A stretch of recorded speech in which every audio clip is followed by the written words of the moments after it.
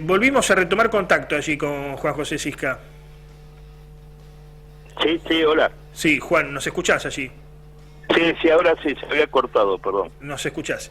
Decíamos, a ver, si tuviéramos que definir lo que fue el modelo económico del último gobierno militar, porque a veces por allí se lo tilda de buenas a primeras como neoliberal, pero me parece que no se ven los grises en materia económica. En Chile me parece que fue más claro el tema. Allí se implementa lo que decían los Chicago Boys, ¿no? Basado obviamente en Milton Friedman, Friedrich Hayek, todo lo que es la escuela austríaca. Ahora, en la Argentina se intentó volver a la Argentina pastoril del 80 al 30, al modelo agroexportador, o hacer algún ajuste y llevar adelante un modelo mixto. Lo pregunto por qué, porque había militares que tenían intereses en fábricas militares, en industrias directamente, buena parte de ellos de la rama de ingeniería, ¿no? Del ejército. Sí, no, a mí me parece que lo que se intentó fue volver al modelo pastoril, porque ganó esa parte del ejército, sobre todo el ejército, digamos, ganó esa parte de los militares que tenían esa visión, pero sumándole otra cosa, a mí me parece importante, que aparece el capital financiero en este tema, ¿no? Sobre todo cuando comenzaron a aparecer en el horizonte el tema de los plazos fijos en aquel momento. Empezó a haber plazos fijos con intereses altos que hacían que en lugar de invertir empezaba a tener un peso importante el tema de la ganancia a través del sistema financiero. Y una muestra de esto fue, por ejemplo, cuando Martínez de O pone la tablita, digamos, ¿no? Claro. Que perjudicó a muchísima gente, pero que aquellos que tenían dinero y lo ponían en plazo fijo, habían ganado bastante. Bueno, después con la tablita, después la 1050, bueno, fue la debacle y se tuvo que ir, se fue junto a Videla Martínez de O, dejó la presidencia de Videla y con él Martínez de O, pero la realidad es que lo que trataron fue de privatizar, no lo hicieron con la profundidad que se hizo después en el gobierno de Menem, en la cantidad de privatizaciones, pero era justamente la escuela de Milton Friedman que empezando en Chile, empezó a circular en toda Latinoamérica, digamos, ¿no? A imponerse en toda Latinoamérica. Claro.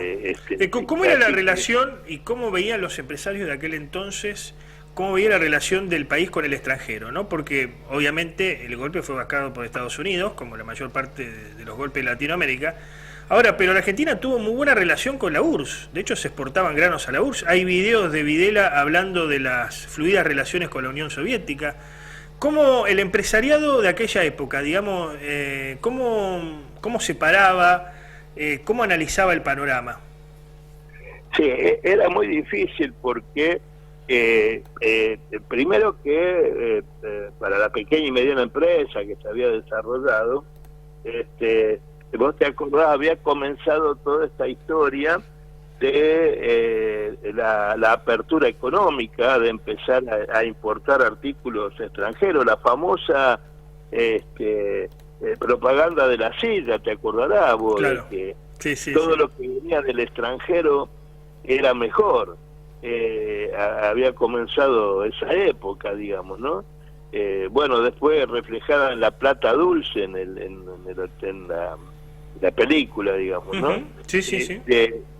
En el Dame 2, ir a Miami, Dame 2. Entonces había una parte de la clase media argentina que se sentía inclusive contenida porque el dólar estaba estaba bajo, digamos, con respecto a su cotización con la compra del exterior, y bueno, y la gente, mucha gente viajaba y compraba artículos extranjeros que además con el apoyo del Estado y el del gobierno y la publicidad oficial, etcétera, donde todo lo extranjero era mejor, hubo una invasión de productos del exterior, y bueno, con la caída de pequeñas y medianas empresas, etcétera. En cuanto al episodio que vos comentás de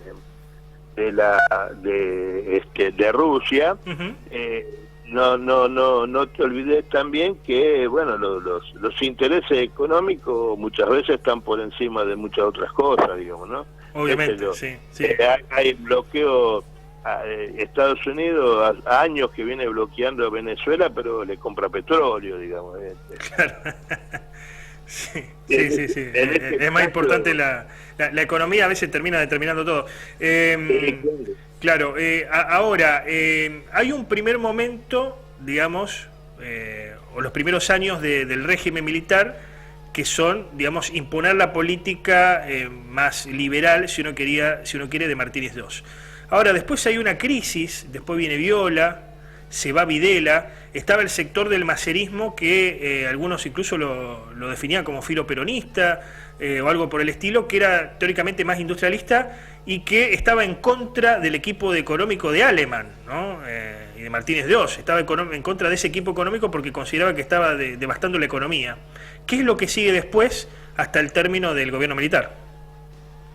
Claro, no, por eso yo te decía que había diferencia entre eso, inclusive de apetencia, ¿no? Porque a pesar que en su momento habían arreglado que no iba a ser ninguno, ni Videla, ni Macera, ni Agosti presidente de la nación, terminó lo que se llamó el cuarto hombre, imponiéndose Videla, que era muy amigo de Viola, era muy amigo con Viola, de presidente, y después lo siguió amigo desde el inicio de sus carreras, digamos, ¿no?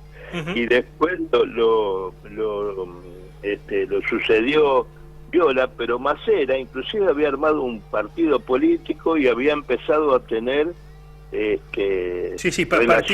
partido por la democracia social se llamaba. Sí. Claro, sí, el partido, exactamente.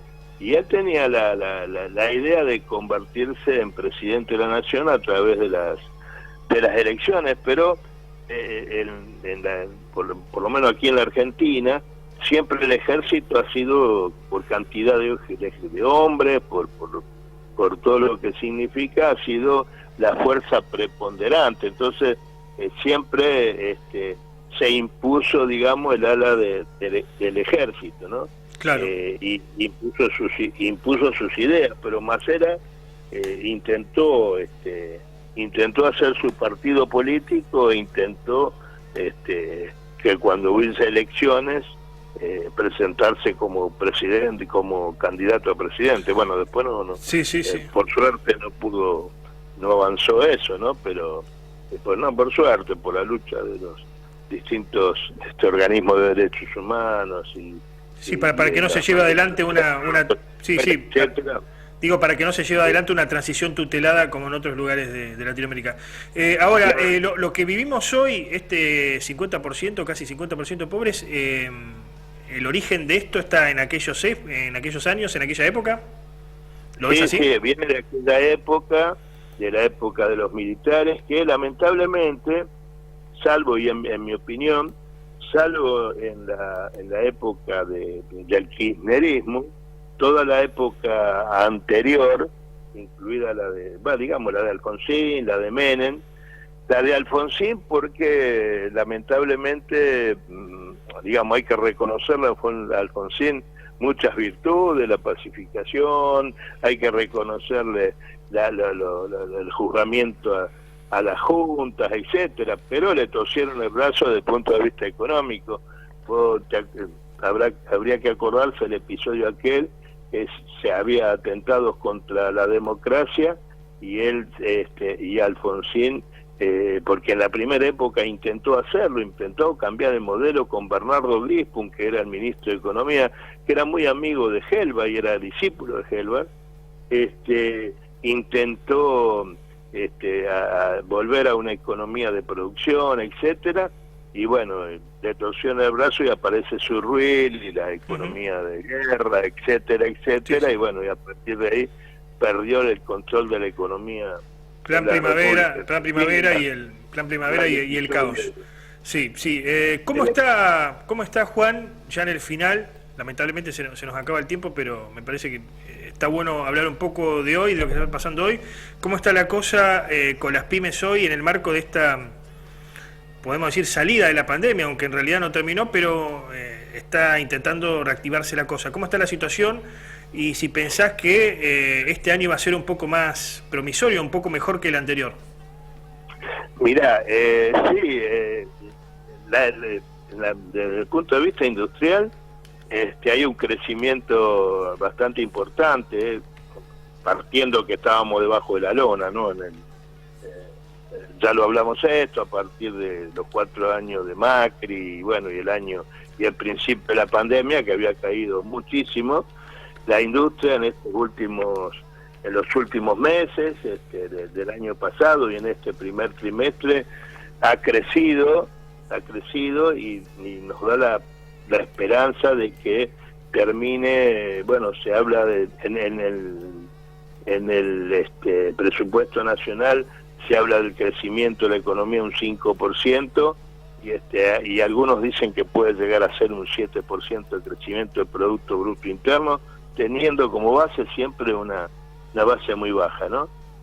Hay industrias que están trabajando muy bien, que se están encontrando hoy con problemas de abastecimiento, pero bueno, yo creo que la política que se implementó en cuanto a salvar puestos de trabajo, ayudar a la gente que no tenía ingresos, ha estado dando sus frutos, en función de que las pymes vivimos del mercado interno, ¿no? Nosotros, claro, casi todo lo que nosotros fabricamos y vendemos es para el mercado interno, es decir, es para los trabajadores, los jubilados, los que reciben la UH, todo el pueblo en general.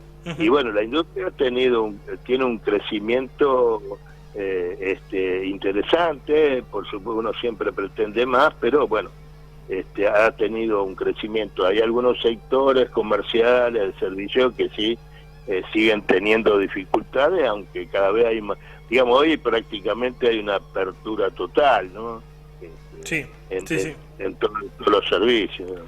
Te agradecemos el contacto, Juan. Gracias por habernos atendido. Sos muy amable y muchísimas gracias. Adiós. Bueno, allí pasaba Juan José Sisca de Pyme. Lo llamamos a él porque además vivió aquella época como empresario. Y está bueno la palabra, está bueno escuchar la palabra, el testimonio de gente que vivió aquella época. ¿Qué se puede decir?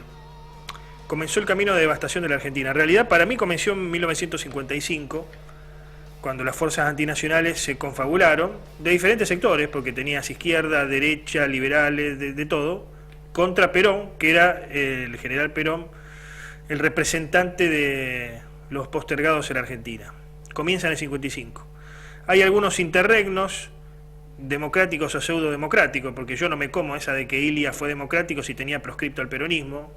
No, a mí no me venden pescado podrido, y me gustaría que no se lo vendan a ustedes también. Pero bueno, en el 76 allí comienza la devastación literal, la devastación literal y liberal, que fallido, que va a terminar en lo que hoy tenemos. Devastación que va a ser continuada por los gobiernos democráticos, con diferencias, con matices, pero va a ser continuada por los gobiernos democráticos. La gran pregunta, en este nuevo aniversario, el 45 más precisamente, del 24 de marzo de 1976, es si sirve esta democracia, así como la tenemos. ¿Sirve esta democracia o no sirve? ¿Sirve para incluir a mayor cantidad de gente y de personas, como pasa en otros países del mundo, o no sirve? ¿Sirve solamente tener derechos políticos, de poder ir a votar, poder moverme tranquilamente por la calle sin que me pare la policía o el ejército, pero después no tener para comer, no tener donde vivir hacinados en muchos casos en los barrios, en familias numerosas, hambruna en las provincias del norte? ¿Sirve esta democracia para esto, digamos? Es el gran interrogante.